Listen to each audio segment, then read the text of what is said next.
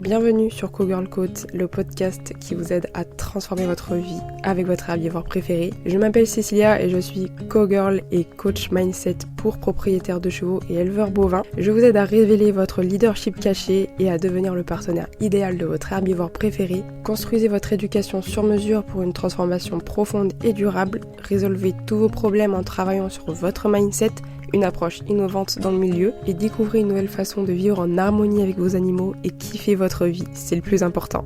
Et n'hésitez pas à laisser un petit commentaire et une note pour soutenir le podcast et bonne écoute. Hello à tous, c'est le retour des podcasts et aujourd'hui on va parler rééducation. Et en tout cas on va essayer de la dédramatiser un petit peu parce que j'ai l'impression que quand on dédramatise, tout va mieux, vraiment. En tout cas, c'est pas vraiment que tout va mieux, mais ça rend accessible le sujet à tout le monde et ça permet d'obtenir un nouvel état d'esprit. Parce que finalement, la rééducation, ça nous concerne tous. Et la rééducation, c'est vraiment l'art de rattraper ses erreurs, parce qu'on fait vraiment tous des erreurs avec les chevaux. Par exemple, pendant des années, on va laisser s'installer un comportement qui finalement ne nous plaît plus au bout d'un certain temps, donc on va faire de la rééducation. Ou des fois, selon ce qu'on recherche dans la vie et selon nos croyances, nos blessures, etc., ça j'en ai déjà parlé je crois, mais selon ça, on récupère aussi des chevaux à rééduquer. Des fois ce sont pas forcément nos erreurs, mais ça j'y reviendrai aussi plus tard, mais on a ce besoin de récupérer des chevaux à problème entre guillemets. Donc il y a vraiment plusieurs types de rééducation et parfois on a l'impression que c'est complètement inaccessible à nous, propriétaires lambda, alors que on est les premiers éducateurs de nos chevaux tout au long de sa vie. Donc c'est pas quelque chose d'inné, c'est pas un don de rééduquer un cheval, ça fait vraiment partie de notre vie de propriétaire équin. Donc c'est pour ça qu'on va vraiment approfondir un petit peu plus ça dans cet épisode. Tout d'abord, c'est quoi la rééducation ? Ça fait partie du contre-conditionnement. En fait, le cheval qui a appris un comportement et qui le répète beaucoup, il va être conditionné. C'est-à-dire qu'il va le faire sans réfléchir, il va le faire vraiment inconsciemment. Comme nous, avec nos schémas répétitifs de Lego. Voilà, on fait des choses inconscientes, on répète toujours sans cesse les mêmes schémas, mais en fait, ça nous échappe complètement. Parce qu'on est vraiment conditionné. Et je pense qu'on est l'être sur Terre le plus conditionné au monde. Mais bon, ça n'a rien à faire dans cet épisode, mais je pense que j'en ferai un autre épisode là-dessus. Donc la rééducation, ou le contre-conditionnement, vraiment c'est le processus pour déconstruire un comportement qu'on ne veut plus, ou qu'on n'a jamais vraiment voulu, mais qu'on a renforcé inconsciemment. Encore une fois, le cheval a des schémas inconscients qu'on renforce nous-mêmes inconsciemment en tant qu'humains. Parce que faut pas oublier non plus que le cheval atterrit dans un monde complètement humain. Voilà, il ne connaît pas ce monde, il faut lui apprendre. Mais il va pas non plus attendre qu'on se réveille en fait, il va prendre des décisions de cheval dans un monde humain. Donc forcément ça peut créer des catastrophes, des comportements explosifs ou pas forcément, mais des comportements normaux de cheval, mais dans un monde humain avec des humains fragiles, avec du matériel qui casse, avec des chevaux qui sont attachés et qui se cassent la nuque. Enfin voilà, tout ça ce sont des comportements de cheval, mais qui n'ont rien à faire dans un monde humain, sinon ça crée des catastrophes, et ça peut créer des catastrophes sur les autres, mais aussi sur lui-même. Donc c'est pour ça qu'on dit qu'on est tous créateurs ou responsables des comportements de son cheval en notre présence, parce que c'est à nous, humains, de renforcer ou de corriger les comportements que notre cheval propose dans ce monde humain. Parce que normalement, on est les mieux placés pour apprendre au cheval ce qu'est le monde humain. Donc je le répète souvent, mais il y a énormément de renforcement inconscient de la part de l'humain. Vous savez, quand votre tête dit « non, je veux pas ce comportement », mais que votre corps dit « oui, c'est exactement ça que je voulais ». Par exemple, un truc tout bête, mais mettre son cheval sur le cercle, que ce soit en travail à pied, en longe, ou alors tout simplement pour le montrer à un vétérinaire par exemple, il y a une erreur assez fréquente, c'est de reculer ses pieds. Forcément, quand on recule ses pieds, le cheval vient. C'est automatique en fait, c'est complètement naturel, c'est une invitation pour le cheval à rentrer dans son espace vital. Et après, on va se retrouver avec des gens qui disent « je me fais marcher sur les pieds, j'arrive pas à m'affirmer, mon cheval me respecte pas, il rentre dans ma bulle ». Mais c'est normal, parce que dans ta tête, tu dis non, mais ton corps transpire « oui, viens, vas-y, je t'invite, marche-moi dessus ».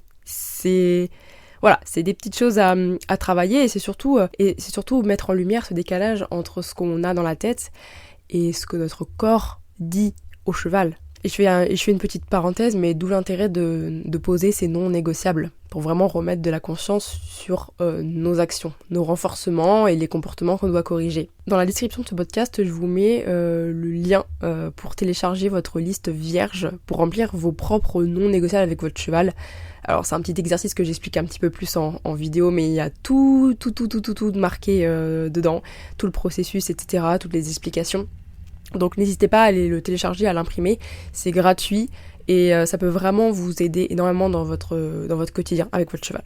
Pourquoi dans l'inconscient collectif la rééducation fait peur alors que vraiment j'insiste on en fait tous. On fait tous de la rééducation parce qu'on fait tous des erreurs avec les chevaux. Et si vous récupérez un cheval qui avait des problèmes de comportement avant de le récupérer, eh ben, il est de votre responsabilité de défaire ce comportement s'il vous gêne. Et si vous le faites pas, ça veut dire que vous décidez pleinement en conscience de l'entretenir. Donc vous faites une erreur. Donc vous devez rééduquer. C'est votre devoir. Maintenant que le cheval est chez vous, c'est à vous de faire le job en fait. La rééducation, elle est souvent associée à quelque chose d'extrême. Et c'est vrai, on voit des comportements très explosifs ou des chevaux qui deviennent carrément agressifs envers les humains. Des chevaux qui tapent, des chevaux qui mordent, des chevaux qui en ont marre, donc qui jettent leur cavalier. Et c'est vrai qu'on médiatise beaucoup ce genre de choses comme étant de la rééducation, alors que la rééducation, elle commence bien avant. Elle peut commencer bien avant. À partir du moment où on a laissé s'installer un comportement... Enfin, c'est pas vraiment le bon mot, mais c'est plutôt à partir du moment où on a renforcé inconsciemment pendant un certain temps un comportement qu'on ne souhaite pas, mais tout ça inconsciemment, encore une fois, je le souligne, je le surligne, voilà, encadrez-le ce mot vraiment. Parce que si on en avait vraiment conscience, on le ferait pas. Voilà. Et bien à partir de ce moment-là, on fait tous de la rééducation. Absolument tous. Et la rééducation, elle fait peur. C'est ce que je vois régulièrement lors de nos cursus d'accompagnement au débourrage ou en rééducation avec les personnes. Parce qu'on a arrêté, en fait, pour la petite histoire, on a arrêté vraiment de prendre des chevaux pendant quelques mois pour les rééduquer, pour les débourrer. Maintenant, on accompagne vraiment la personne à le faire elle-même en étant encadrée. Donc évidemment, on peut aussi prendre le cheval, on peut aussi guider le cheval et tout, mais c'est surtout un travail sur l'humain. Et l'objectif, c'est vraiment de remettre de la responsabilité, en fait, chez l'humain. Chose qui se perd beaucoup. Parce que les personnes ont tendance à laisser leurs chevaux pendant 3 mois chez un entraîneur, chez un débourreur, chez un rééducateur, chez un débourreur. Et après, ils récupèrent le cheval et quelques mois plus tard, les problèmes reviennent. C'est pas pour rien, simplement parce que le cheval n'a pas de problème. Et lors de rééducation, enfin d'éducation tout court, en fait, quand il y a un problème dans la relation avec le cheval, quand il y a un problème de comportement chez le cheval, premièrement, c'est soit le cheval a des douleurs, soit ça a été un comportement qui a été renforcé par une blessure de l'humain, par une peur de l'humain, par une croyance de l'humain. Donc on ne règle pas un problème interne avec des solutions externes. Faire appel à des entraîneurs, des comportementalistes, en le laissant pleinement, en fait, le cheval. Quand on travaille avec, c'est différent, mais quand on le laisse chez quelqu'un, ça reste une solution externe et ça ne réglera pas le problème. C'est une très bonne chose de faire appel à des professionnels, hein. Je dis pas le contraire, à condition qu'on participe également. Parce qu'il faut comprendre le processus aussi du cheval. Qu'est-ce qu'on a mal fait? Parce que les erreurs viennent de nous. Qu'est-ce que j'ai mal appris à mon cheval? Qu'est-ce que je peux faire pour améliorer les choses plus tard, une fois que mon cheval sera de retour entre mes mains pleinement? Parce qu'encore une fois, on est créateur et on est responsable et on est les premiers éducateurs de nos chevaux tout au long de sa vie. C'est pas 3 mois chez un comportementaliste équin qui va changer les vingtaines, voire trentaines de vies de notre cheval. Non, pas du tout. C'est nous, au quotidien, avec nos actions, qui vraiment éduquons notre cheval. Donc parfois, ça nécessite aussi de se faire accompagner, de se faire former, il n'y a vraiment aucun mal à ça. Mais le plus important, c'est de vraiment remettre de la conscience, encore une fois, et de reprendre ce pouvoir créateur de « je suis l'éducateur, je suis le propriétaire de mon cheval, mais je suis son éducateur, je suis son leader ». Et bien évidemment que mon cheval a des choses à m'enseigner sur moi, évidemment, bien plus que nous, mais la phrase juste serait plutôt « je suis le mieux placé pour lui apprendre comment fonctionner dans le monde humain ». C'est normal, je suis un humain. Maintenant, ce qui est super intéressant, c'est quand on voit, quand on met l'humain dans sa posture de leader, de guide du monde humain, chez certains humains, on peut voir que le monde humain est complètement hostile.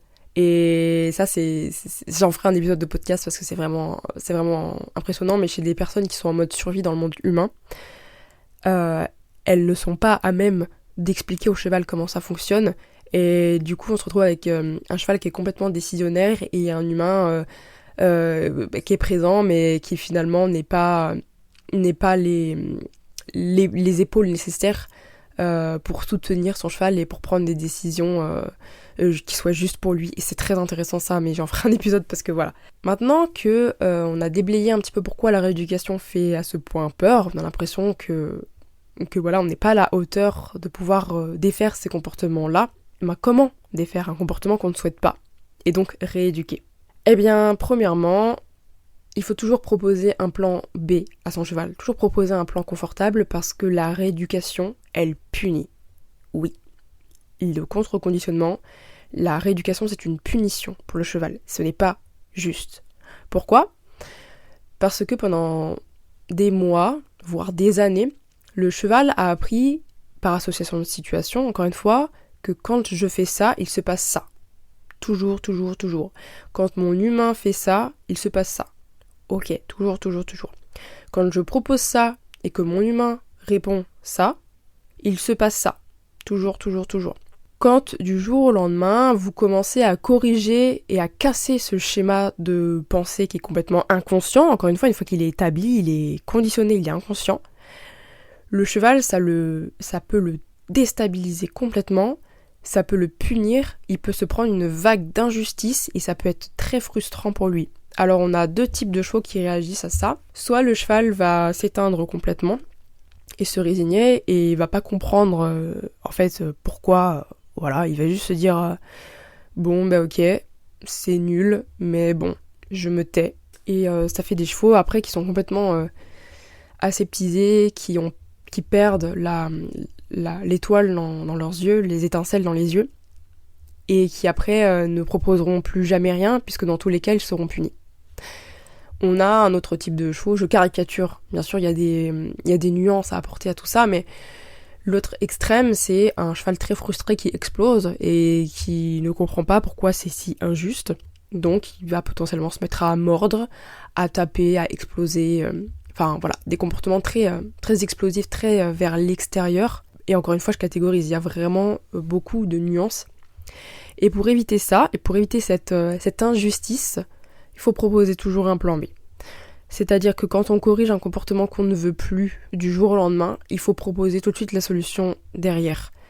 Et toujours, et ça c'est très important dans le processus de rééducation, mais que ce soit rééducation grosse ou rééducation...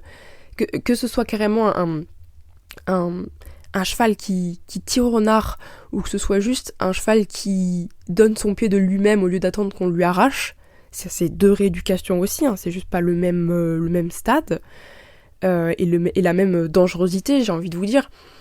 Mais dans tous les cas, il faut proposer un plan B. Il faut proposer, toujours. Et surtout, ne pas s'énerver. Rester toujours très chill, très good vibes, alors pas de joie explosive, mais très ok, t'inquiète, vas-y, propose, et puis vraiment avec cette intention de si on sent qu'on peut partir en colère, si on pense qu'on peut vraiment s'agacer très vite, il faut vraiment y aller avec cette intention de j'ai fait une bêtise, je suis désolée, je n'aurais pas dû t'apprendre ça, laisse-moi rattraper mes bêtises s'il te plaît. Et avec cette intention-là, tout passe, vraiment tout passe. Encore une fois, on fait tous des erreurs. Je veux dire, les chevaux font des erreurs, tous les êtres vivants font des erreurs, les humains, tous autant qu'ils sont, font des erreurs. C'est normal de vouloir les rattraper, et c'est surtout très sain. Donc, il n'y a rien de mal à tout ça. Donc, bien évidemment, il y a des manières de faire pour éviter de se mettre en danger et pour éviter de complètement casser notre cheval. Il y a un deuxième conseil qui va un peu avec le côté émotion, good vibes, pas de colère et tout. C'est vraiment de dire oui avant de dire non. Quand dans notre tête, on a envie d'interdire entre guillemets quelque chose à notre cheval, enfin en tout cas poser une limite, je pense notamment aux chevaux qui veulent brouter, enfin c'est naturel, qui veulent brouter pendant qu'on les emmène en main, qui veulent brouter pendant qu'on est à cheval. Tout ça, ce sont des comportements absolument naturels. Simplement, c'est très dérangeant pour nous humains, et c'est normal, je peux comprendre, on n'a pas envie de se faire arracher les mains, on n'a pas envie de s'arrêter tous les 2 mètres en balade. C'est tout à fait normal et sain. Maintenant, si on veut apprendre à son cheval, si on veut interdire à son cheval de brouter, il faut déjà lui autoriser à brouter. Parce que si vous dites non tout de suite, tout le temps, le cheval ne comprend pas pourquoi vous dites non, ne comprend pas pour quelle raison vous dites non, pourquoi exactement. Est-ce que c'est parce qu'il a tourné la tête, est-ce que parce qu'il a brouté, est-ce que parce qu'il a fait un pas de travers, il sait pas. Donc autorisez-lui à brouter et ensuite posez un code pour dire là tu peux pas. Ça peut être n'importe quoi, ça peut être juste un code vocal, ça peut être un signe, ça peut être une pirouette, enfin vraiment faut être créatif, mais ou ça peut tout simplement être, quand je mets de la pression sur la longe, ça veut dire arrête-toi, et si je me baisse, ça veut dire broute, ou on peut dire broute. Enfin, il y a plein de choses comme ça en fait, pour plein de comportements possibles. Avant de corriger, il faut toujours autoriser. Alors bien sûr, ça marche plus sur des nouveaux comportements ou sur certains comportements. Ça marchera pas, par exemple, sur des comportements explosifs, où là, il vaut mieux ne pas autoriser du tout, mais là, dans ces cas-là, c'est plus le type d'avant qui va marcher, proposer un plan B derrière. C'est ok, je corrige ton comportement, regarde comment il faut que tu fonctionnes, comment ça va être le mieux pour toi et comment ça va être le mieux pour moi aussi. Donc voilà, surtout, dans tous les cas, et je n'arrêterai pas de le répéter sur cette chaîne, sur ce podcast, sur mes vidéos, sur tous mes réseaux sociaux, ne suivez pas une méthode à la lettre bêtement. Il n'y a que votre pouvoir créateur qui est fiable. Il n'y a que la connaissance de vous-même et de votre cheval qui est fiable. Donc, adaptez toujours les astuces qui vous sont données par rapport à ce que vous êtes capable de faire déjà là sur le moment, et ce que vous êtes capable de faire avec votre cheval tout au long de votre vie. Voilà, gardez toujours votre esprit critique pour tout. Gardez toujours cette conscience. Voilà, remettez de la conscience sur tout, sur vos choix en termes de vie de votre cheval, sur votre choix en termes de vie tout court, sur vos choix en termes de professionnels qui vous accompagnent, sur vos choix de pension, sur vos choix d'activités sportives ou pas. Voilà, remettez de la conscience vraiment sur vos choix. Vous êtes le créateur de votre vie et votre vie en fait dépend, votre cheval dépend vraiment de ce que vous avez créé dans votre vie. Je sais pas si c'est très clair, mais voilà. Ici on est vraiment pour reprendre son pouvoir créateur tout court et ensuite adapter nos propres décisions.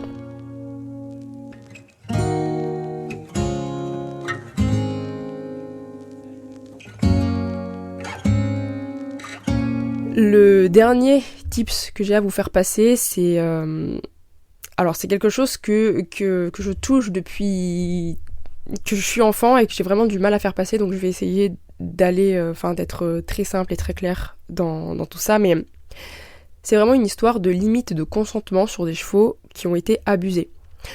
On parle de plus en plus du consentement du cheval sur les réseaux sociaux, je sais pas vous, mais moi j'en vois partout, dans tous les sens et dans toutes les couleurs. Il y a des choses qui sont très bonnes à prendre, et je pense que tout n'est pas bon à prendre non plus. Voilà, il y a un peu de nuance à prendre, et surtout, moi ce que j'ai vraiment du mal à faire passer, c'est que il y a un cheval et un humain, ça va pas coller avec une méthode, ça va pas coller avec une façon de penser. Et ça, c'est vraiment un état d'esprit où tous nos canaux sont ouverts et réceptifs à ok, on m'a dit de faire ça avec mon cheval, je sens que ça colle pas du tout, donc je fais autrement en fait, tout simplement. Donc cette histoire de consentement, par contre, elle est très très intéressante avec des chevaux qui ont été violés, abusés, à qui on a vraiment dépassé leurs limites corporelle et mentale. Ça va être des chevaux qui soit, encore une fois, sont très très résignés. Là, c'est les cas extrêmes, justement. C'est ces fameux cas extrêmes, d'ailleurs, où on identifie la rééducation. Voilà, quand on pense rééducation, on pense tout de suite à des chevaux qui explosent, qui mordent, qui tapent, ou alors des chevaux qui tirent au renard, enfin des trucs impressionnants. Et pourquoi est-ce que c'est impressionnant, justement ? Les chevaux, quand ils disent non, quand ils posent leurs limites, entre guillemets, ils ont toujours des signes précurseurs. On les voit entre eux dans le troupeau. Par exemple, il y a un cheval qui va commencer à plisser les yeux ou serrer les naseaux. Enfin, ils ont même des rides. Le regard aussi joue beaucoup. Il y a ça, il y a même encore avant une histoire un peu d'énergie où le cheval va être tout tendu, il va commencer à se tendre, va commencer à faire monter un petit peu d'émotion, d'agacement. Ensuite, on a des signes un peu plus visibles, du style des oreilles qui se couchent, une encolure qui s'avance, surtout vers soit le cheval, soit la personne concernée. Vraiment beaucoup d'intention aussi dans le « je vais te pousser ». Y a, vraiment cette histoire d'intention et d'énergie et tout, mais j'en parle pas mal dans la communication interespèce de ça, de cette communication entre corps. Et après, on a des signes de le cheval, il tape, il mord, parce que les signes d'avant n'ont pas fonctionné, en fait. Donc, il va jusqu'au bout. On parle souvent en équitation éthologique de pression progressive. Poil peau musclos, ou un doigt, deux doigts, trois doigts, quatre doigts, etc. Les chevaux, ils fonctionnent exactement pareil entre eux et avec le monde qui l'entoure. Parce que je dis entre eux, mais en fait ils fonctionnent exactement de la même façon sur les vaches, et d'ailleurs c'est très impressionnant de voir que les vaches réagissent aussi aux signes précurseurs. Donc en fait finalement on n'a rien inventé, nous en tant qu'humains. C'est pour ça que je dis que la communication interespèce c'est d'abord une histoire d'intention, parce que les animaux ils ont pas d'études scientifiques comme nous, et du coup ils arrivent à capter des messages subtils. Puis il y en a, ils captent rien du tout, puis ils attendent de se prendre 3-4 fois un bon coup de pied ou une bonne grosse morsure pour pouvoir se bouger, mais ça dépend vraiment des profils et c'est très très intéressant. Tout ça pour dire, des chevaux à qui on a vraiment ignoré, ou alors, ou encore pire, où on a vu ces signes précurseurs et on a dit non, tais-toi, et les chevaux à un moment donné, soit ils se résignent, comme je disais au début, et ils bougent plus, ils proposent plus rien. C'est des chevaux qui sont plus là, qui ont plus d'âme. Soit, ils se révoltent complètement et ils vont se mettre à exploser tout le temps. C'est-à-dire que les signes précurseurs n'existent plus parce que ils ont compris qu'ils n'étaient pas écoutés. Donc, ils vont exploser d'un coup. Et là, c'est là où la rééducation peut être très dangereuse avec ce genre de chevaux. Parce que même si toutes nos intentions sont bonnes, s'il y a quelque chose qui rappelle à notre cheval une situation désagréable qu'il a vécue auparavant, il va tout de suite exploser. C'est là où on parle de rééducation grave, entre guillemets. La rééducation en elle-même, elle n'est pas grave. C'est juste que le cheval n'a pas été compris, n'a pas été écouté dans ses signes précurseurs avant. Du coup, il part du principe que les humains ne m'écoutent pas. Donc, je dois défoncer les humains. C'est ni plus ni moins que ça. Comment on fait si on a récupéré ce genre de cheval ? Déjà, premièrement, se poser la question de pourquoi on a récupéré ce genre de cheval. Je crois que j'en ai déjà parlé sur ma chaîne YouTube, mais se poser 5 minutes et vraiment se demander quel besoin j'ai envie de combler quand je récupère ce cheval. Est-ce que j'ai un gros syndrome du sauveur et je veux sauver tous les chevaux de la planète ? Ok. Est-ce que j'ai besoin de reconnaissance ?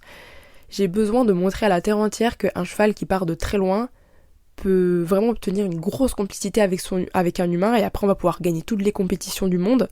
Ça, je l'ai eu aussi. Quelle est la blessure derrière ? Quel est le manque à combler derrière ? Ok.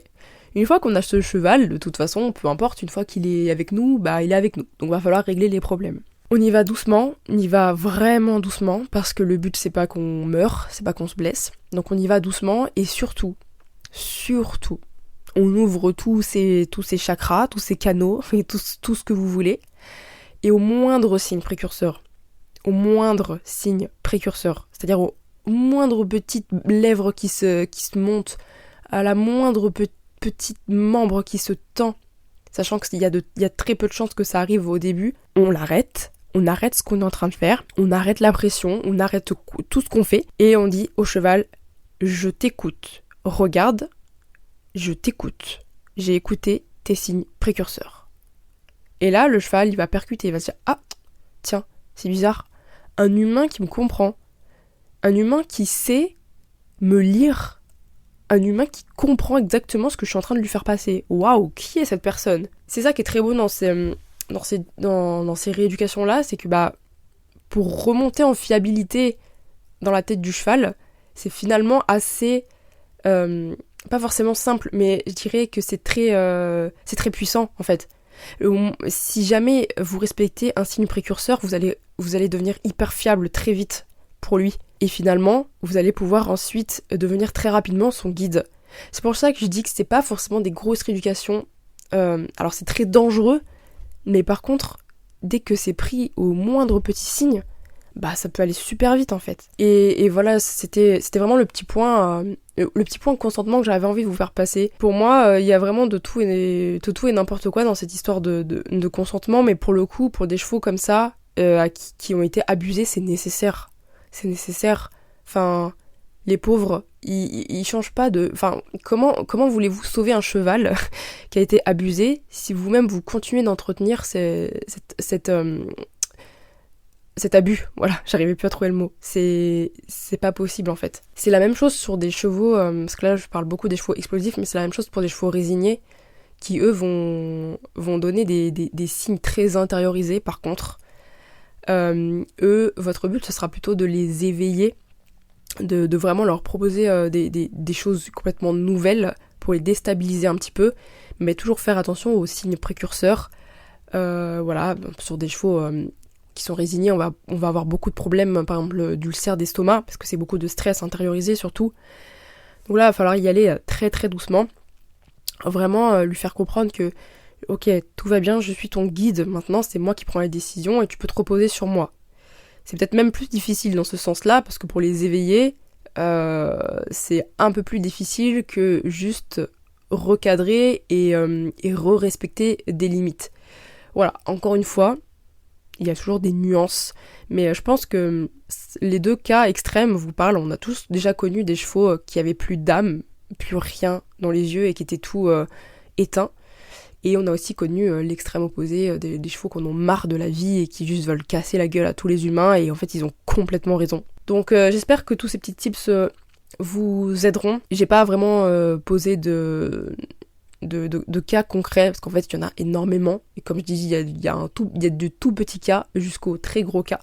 Donc à vous de voir où est-ce que vous vous positionnez, et dans tous les cas, si votre objectif c'est de défaire un comportement que vous ne voulez plus, d'office vous rééduquez. Et enfin, comment remettre de la conscience sur sa propre éducation en tant qu'humain propriétaire ? Vous pouvez vous poser quelques petites questions. Déjà, quel comportement indésirable mon cheval a ? Concrètement, c'est quoi qui me gêne tous les jours avec lui ? Est-ce que, sans le vouloir, j'ai déjà renforcé ce comportement ? Et de quelle manière concrètement ? Remettre de la conscience sur nos actions, sur nos renforcements, c'est vraiment dire qu'est-ce que j'ai fait dans mon corps, qu'est-ce que j'ai fait avec ma voix, qu'est-ce que j'ai fait avec mes mains pour le renforcer. Est-ce que j'ai relâché ma pression beaucoup trop tôt parce que je pensais que mon cheval allait me donner la réponse ?